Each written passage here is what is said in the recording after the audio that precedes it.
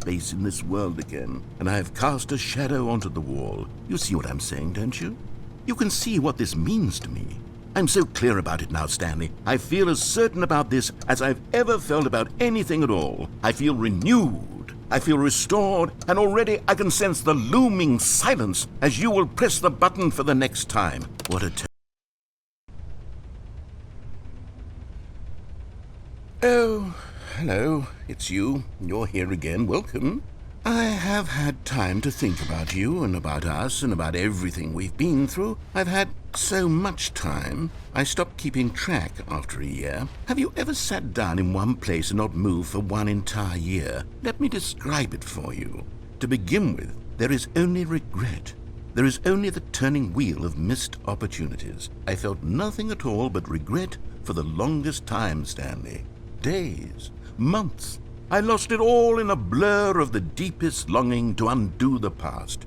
And when that feeling had begun to subside, what took its place is what I can only describe as the collapse of every moment I have ever experienced my entire life. All of them collapsed down into a single instant. In that instant, I could see myself clearly, calmly, with a collected heart. It was an impossibly rich wellspring of both delight and disgust simultaneously. I was consumed by it. I could do nothing but wallow in it for what felt like an eternity, for what I now know was far less. You see, it was a revelation for me. It was unlike anything I had ever known. It was a space without consequence, without action or outcome. It was divorced entirely from the question of free will that you and I have squabbled over for so long. There could be no one ending, no singular outcome of events, not if all events existed in the same moment, and I felt freed. I felt unburdened by the need to manifest a particular outcome into being. I saw that I could allow myself to exist along all timelines, and that each of them was simply a strand in the web of my being. It was incredible, the spaciousness, the equanimity of the moment, both singular and infinite. For the longest time, this was my experience. And then this moment passed, and the most unyielding fear I have ever known crept into my mind. And it is this sensation that I have been experiencing now for longer than I could have ever expected was possible. I have been waiting for you. Not that you might save me or do something to fix it, but merely to state for you the plain fact of this manner of existence. I wish you to feel afraid as I do, that perhaps one day this state of mind will consume you as well. Perhaps you will somehow, in some way, have to live as I do now, and I wish for you to know how excruciating it is, and for you to be in true terror of its eventual arrival. If I can only do this, only this one thing, perhaps it will bring me the smallest moment of peace in the darkness.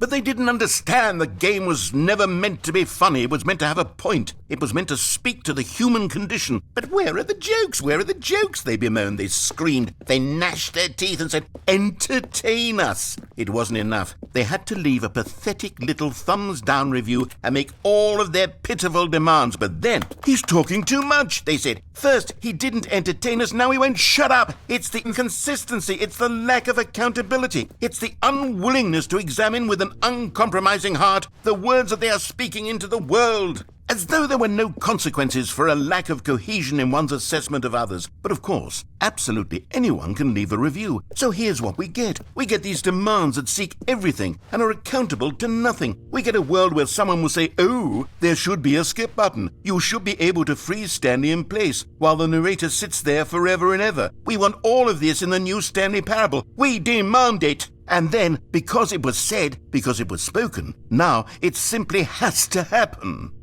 the most immediate desires, every single thing demanded by every person at every moment in time. If someone wants it, then it's a crime not to bring it into being. Have we been given to indulging every fleeting whim for no reason other than to do so? Yes! Yes! It seems that this is now the world we live in. It seems that we are a people living in such bleakness and discomfort with ourselves that our entertainment is now our lives. It has come to represent us. It absolutely must speak to who we are as people, because otherwise, without our entertainment, we have nothing. Without entertainment, we would have to face inward toward the cruel bleakness inside ourselves. We would turn to look at our deeper nature and find a resounding emptiness gazing back with unyielding aggression. And so because of this, we require that our amusements and our playthings and our flights of fancy be so impossibly captivating that they consume all of our attention, turn our heads completely away from the bleakness. In effect, we have demanded that our entertainment be the collapse of ourselves.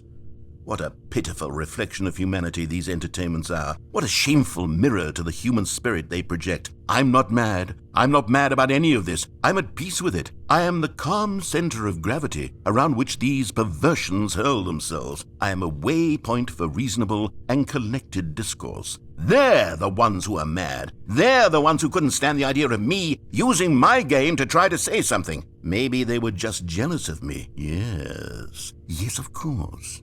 They've been jealous of me this whole time.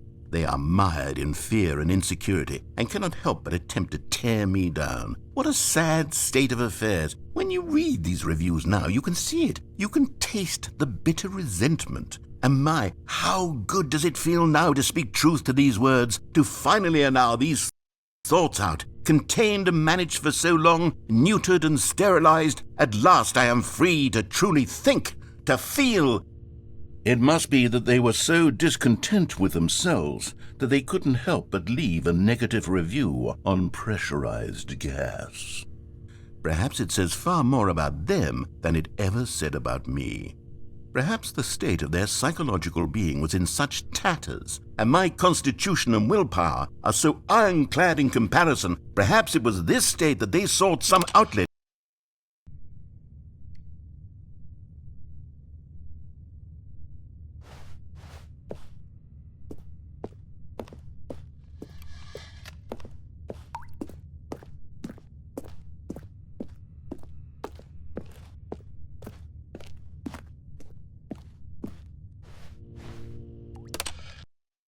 The end is never the end, is never the end, is never the end, is never the end, is never the end, is never the end, is never the end, is never the end, is never the end, is never.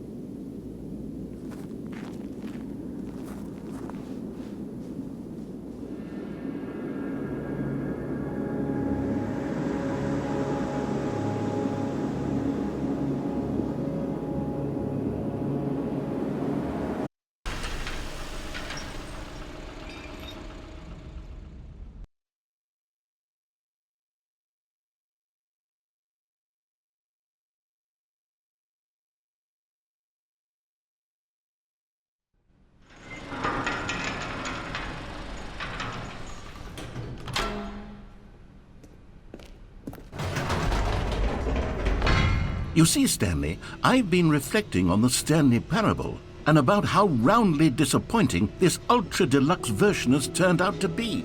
The original Stanley parable was a landmark, and any new content for it should live up to that legacy. So forget this ultra deluxe nonsense. I say we take it one step even further.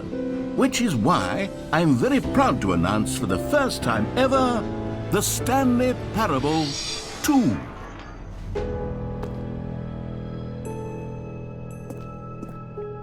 Yes, you see, isn't this far superior to a measly port with a few minor additions? Think of all the new territory we'll cover with a fully fledged sequel, an entirely new experience, built from the ground up. Why, there are so many possibilities. It could go in so many different directions. This is what fans have truly been asking for.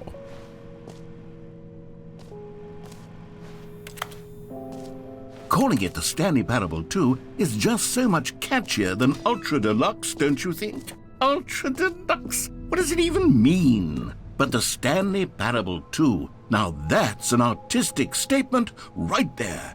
It's future-oriented. It screams progress and innovation and long-term franchising potential.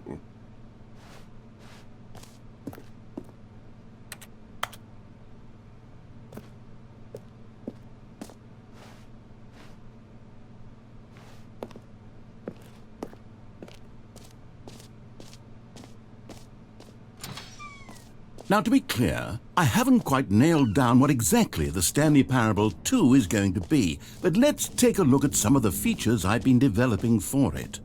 I figure that if I can loosely organize a handful of interesting concepts, that surely the game will sort of naturally spring up around them. It'll all work itself out. Game development is much more of a fuzzy magic than anything scientific or logical, really.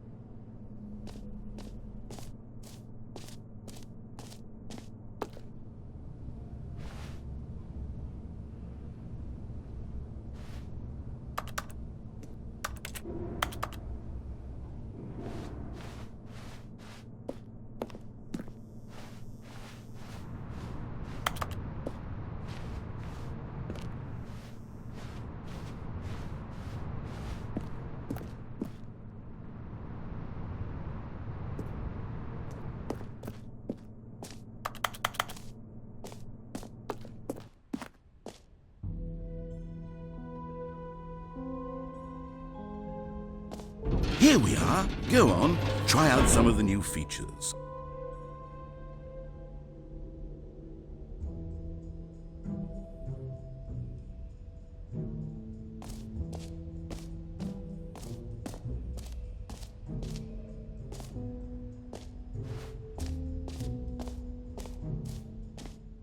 For the Stanley Parable 2, I asked myself, what do players really want? And of course, the first and most obvious answer is that they want to be individually recognized and validated as people. So with that in mind, my first addition to the game is this button which speaks the name of the person playing the game. Isn't that wonderful?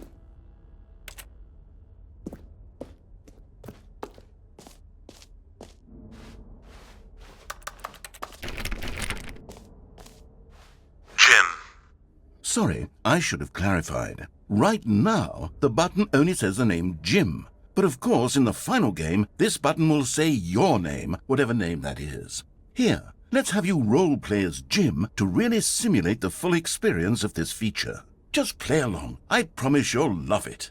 Okay, here we go. Let's take a deep breath, clear your mind, forget whoever you are, and simply become a person named Jim. I want you to imagine yourself Jim. Whoa, hold on. I wasn't finished setting up the backstory. If you don't properly roleplay as Jim, then you'll never understand the impact of this button. Otherwise, it's just a stupid button that says somebody else's name. Okay, we're doing it again, and this time let me finish first. Now, allow yourself to become Jim. All right, fine, whatever. It's just a meaningless button that says Jim. Are you happy now? Get out of here. I'm done with this button. Why don't you go humiliate me in front of a different feature that I worked very hard on? Jim. See, if you'd only played along, that would have been your name, the button says. But no.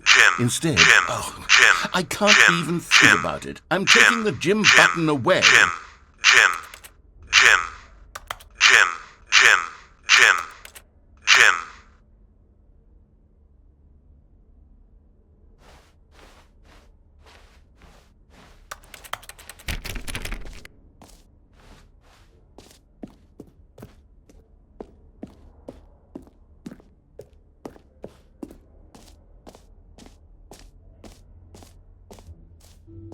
Maybe I'll only let people named Jim play the Stanley Parable too. They would appreciate what I've created here.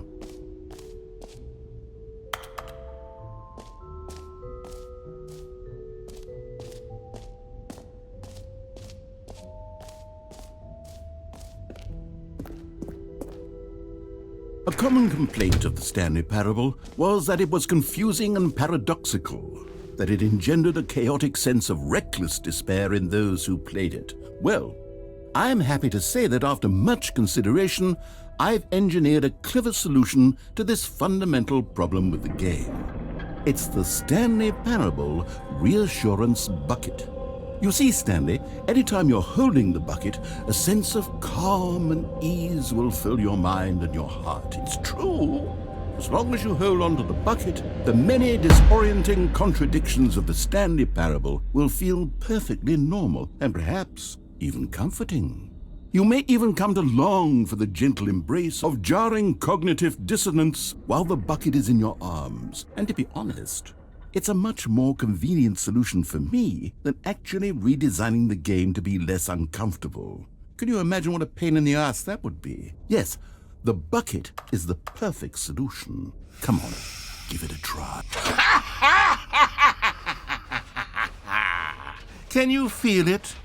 The glow of comfort, even in the face of crushing despair, must already be sweeping through your body. And in fact, can I say that I do believe the bucket lends you an air of charisma as well? I think that just holding it has made you the slightest bit more attractive as a person. The benefits of the bucket seem to go on, don't they?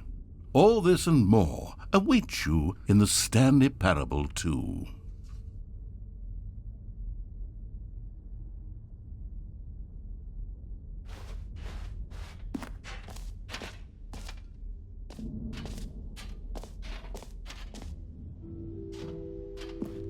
Does anyone give out awards for most enjoyable bucket in a video game? That really should be an award if it isn't already.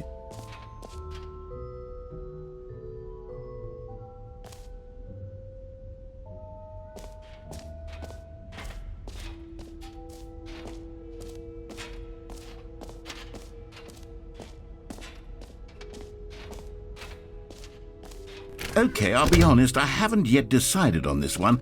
I think that in the new version, the office could use a bit of decoration, like balloons. But I'm undecided on Get Well Someday and Happy 12th Birthday. Which would you go with? You know, sometimes when you solicit another person's opinion, it makes you realize that you knew which one you actually really wanted all along. Get Well Someday it is.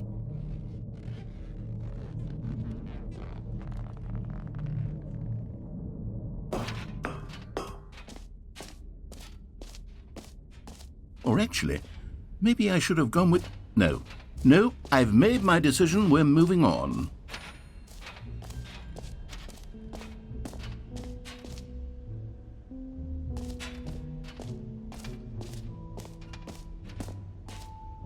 You know what? Let's bring the jump circle back for Stanley Parable 2 as well. It's a...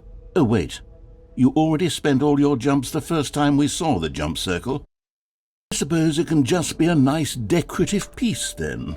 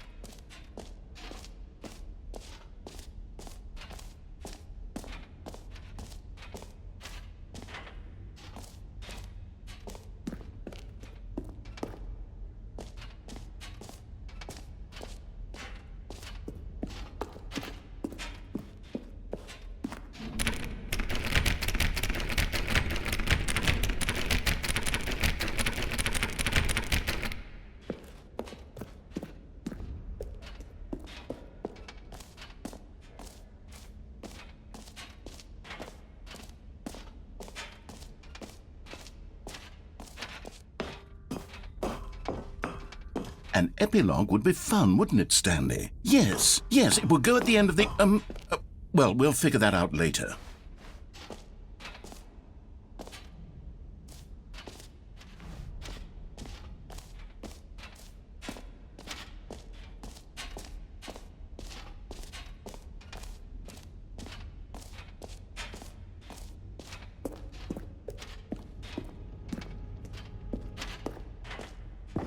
Ah, collectibles.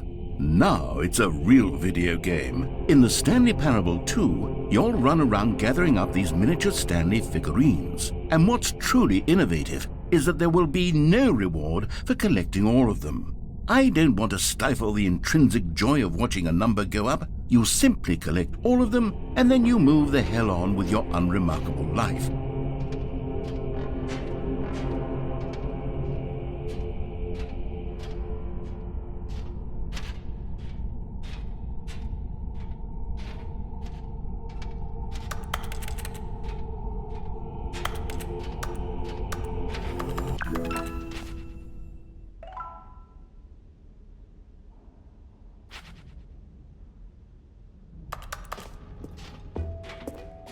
God, it really is the worst when you collect everything in a video game and then they give you a big fancy reward for it. Absolutely tragic. Now here's something special. You remember that broken test achievement that got left in the game on accident? Well, I'm developing a technology to simply give you the achievement. Yes, you see, you'll come to this lever and when you pull it, the achievement will be given to you. It's as simple as that. Okay, perhaps I should have clarified. This is technology that will exist. Right now, the achievement is still fully broken. I'm not a wizard, Stanley, but I guarantee it will be fixed in the sequel to at last satisfy the hordes of ravenous fans all over the world who have been uproariously demanding this feature. Gamers, we hear you, and I promise it will happen.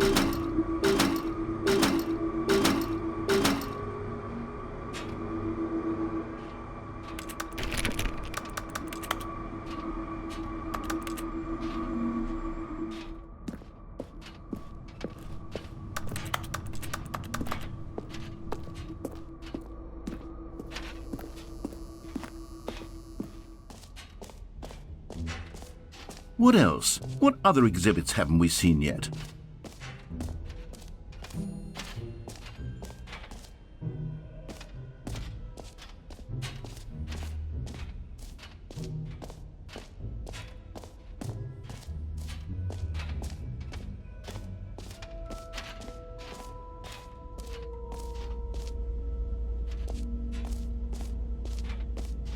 Stanley, here's an idea that I'm truly fond of. It's never been done before in a video game. This is in fact a hole that you can fall down forever. That's right, infinite falling. You can fall until the end of time if you like. A stunning leap forward for video games as a medium.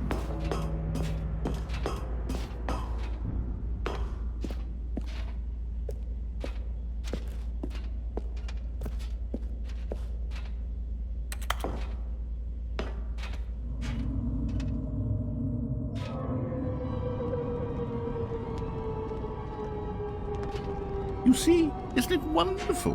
One of my more ingenious concoctions, if I do say so. Now then, since you've gotten to see the infinite hole, you can press the teleport button to pop back up to the top, and we can continue onward. Now, I don't mean to be a bummer, but I do recommend you use the teleport button to go back to the top. Maybe do it on the sooner rather than later spectrum of things.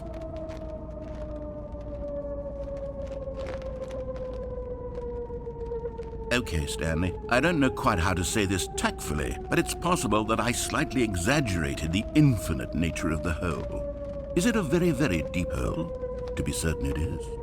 It's an extremely deep hole. I don't want anyone to say that it isn't an astonishingly deep hole. It is. Is it infinite? Well, that sort of depends on your definition of infinity. From one perspective, the infinite is merely philosophical in nature. It's more of a... Okay, well, good for you. You found the bottom of the hole. You found me out, Stanley. I'm a liar and a cheat, and you're so clever. Look, I think the issue here is just that you're unusually fascinated by falling. What normal person actually wants to fall infinitely? I figured the hole was as deep as anyone would actually need. Don't you put this on me. Maybe you're the problem. Look, things got a little heated there. I think we both said some things we didn't mean. Why don't we just put all this behind us and agree to just call the hole mostly infinite? If that works for you, then go ahead and press the teleport button to warp up to the top of the hole and we can move on. I'll just be up here when you're ready.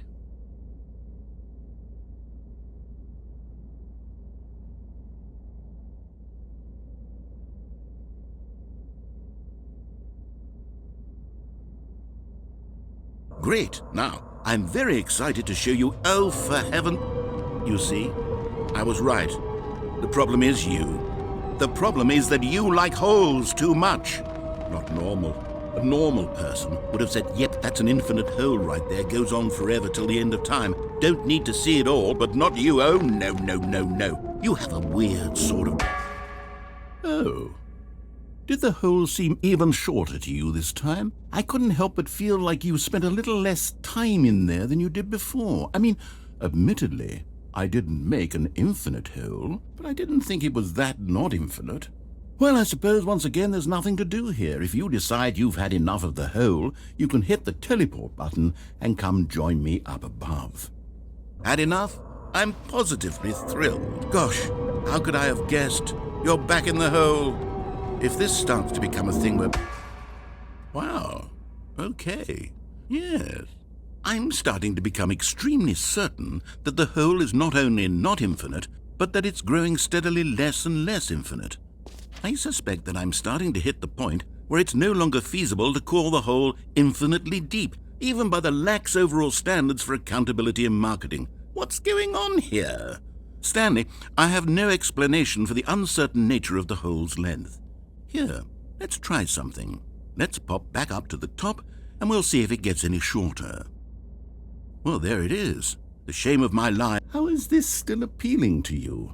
I know you're obsessed with holes, but at this depth, I just can't see this scratching the itch. Oh, who am I to judge?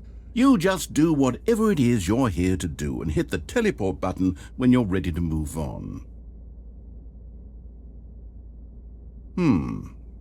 Is the, teleport button not working? You sure? Well, I mean, I really don't have an explanation. It was working just a moment. Still nothing? Well, I suppose there is one thing I can do to fix this. I'm out. Goodbye, Stanley. You couldn't bear to be away from the hole, and now you'll get more time with it than you could ever have asked for. It's a win for everyone. You get to be with the hole, I get to do literally anything else. Take care, Stanley. I hope you and the hole have a wonderful rest of it.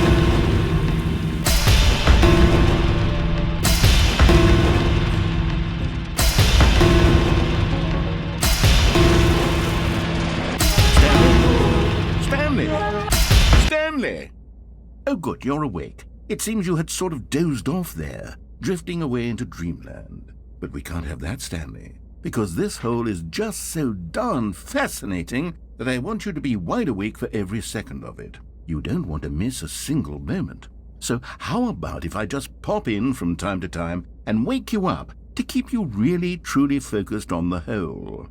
From the looks of things, you and I will have many, many years here in this hole, and I'm looking forward to all of them. Stay alert, Stanley. I'll be back. Toodle-pip.